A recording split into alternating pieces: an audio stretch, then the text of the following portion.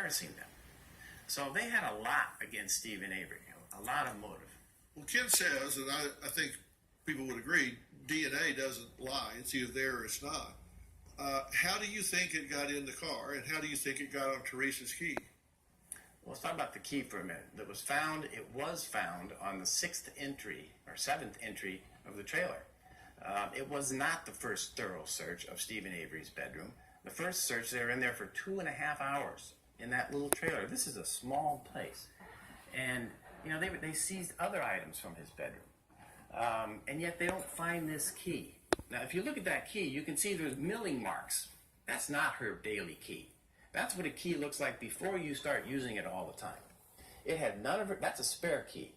It had none of her DNA on it, and all those crevices where she supposedly was handling it for 2 years that she had the car, only his DNA is found on it, and it's a very small amount of his DNA that their expert said was consistent with the amount of DNA you would get if you rubbed a toothbrush or some personal item against it. Why would he have contact with the key at all?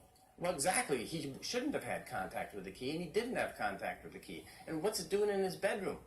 On the one hand, they want to try and make Stephen Avery into this criminal mastermind who's able to clean up this huge mess in his house, finding no DNA or blood anywhere. And yet, he's stupid enough to put the key in his bedroom?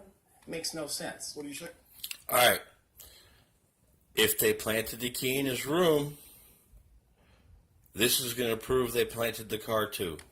Well, spare key, first thing Jerry Beating doesn't tell you is there's a blue fob that's attached to that as well. The other end of that, the lanyard, is locked in her car on the other end of Stephen Avery's property.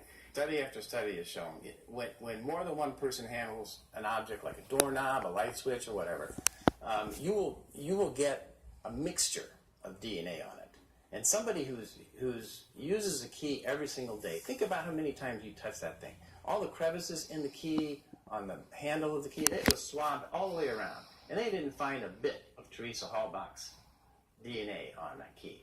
You want to answer the question about the fob? Who cares about the fob? The key is The jury the is issue. cared about the fob. The jury convicted your client primarily, or at least partly, because the fob matched the lanyard. You never hear that in Making a Murder. You never hear it through your argument. You stood up in closing argument in the rebuttal and you said, well, maybe the key is planted. Who cares? Put it all aside, as if that doesn't matter. You recognize that the key was highly suspect.